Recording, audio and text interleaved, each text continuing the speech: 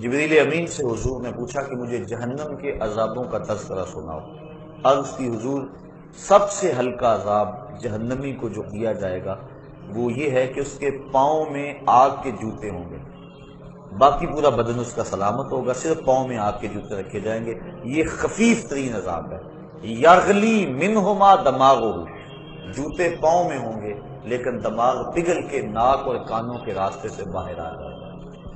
یہ سب سے ہلکے عذاب کی کیفیت ہے۔ جو سخت عذاب ہے الیاذ باللہ، اس میں بڑی بڑی گہری وادی ہیں، جہنمی اس میں چیخے گا، پکارے گا، 70 سال تک تو اس کی آواز کوئی نہیں سنے گا، اور 70 سال کے بعد داروغہ جہنم جھڑک کے کہے گا بول کیا بولنا ہے؟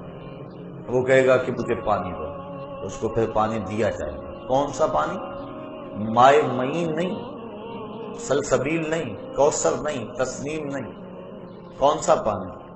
اس کو مائے حمیم پلایا جائے گا اور غسلین دیا جائے گا۔ مائے حمیم اتنا گرم اور کھولتا ہوا پانی ہوگا کہ جب اس کو کٹورے میں ڈال کر اس کے سامنے رکھا جائے گا اور وہ پینے کے لیے منہ آگے بڑھائے گا، اس سے اٹھنے والی بھاپ سے اس کے منہ کی کھال ادڑ کے اس پیالے میں گر پڑے گی، لیکن اس کے باوجود اس کو پینا پڑے گا۔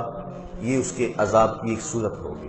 اور غسلین جہنمیوں کے پیپ کا پانی ہوگا۔ اللہ اکبر، الیاذ باللہ، اور وہ اتنا بدبودار ہوگا۔ امام ابو رجب حنبلی لکھتے ہیں اگر غسلین کا ایک قطرہ اب دنیا پہ ڈال دیا جائے تو اس کی بدبو سے انسان تو انسان رہے، جانوروں کے دماغ بھی پھٹ جائے، اور اس کو وہ پانی پینا ہوگا۔ اس نے اللہ کی نافرمانی کی، اس کے حکموں کو توڑا اور اپنی منشا اور مرضی اور خواہش کے مطابق چلتا رہا تو کل قیامت کے دن سخت اس کو تکلیف اٹھانا ہوگا۔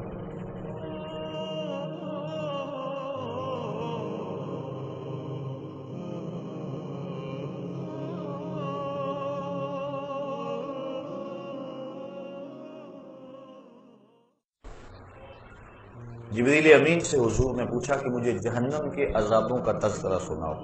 عرض کی حضور سب سے ہلکا عذاب جہنمی کو جو دیا جائے گا وہ یہ ہے کہ اس کے پاؤں میں آگ کے جوتے ہوں گے، باقی پورا بدن اس کا سلامت ہوگا، صرف پاؤں میں آگ کے جوتے رکھے جائیں گے۔ یہ خفیف ترین عذاب ہے۔ یغلی منہما دماغہ، جوتے پاؤں میں ہوں گے لیکن دماغ پگھل کے ناک اور کانوں کے راستے سے باہر آ جائے گا۔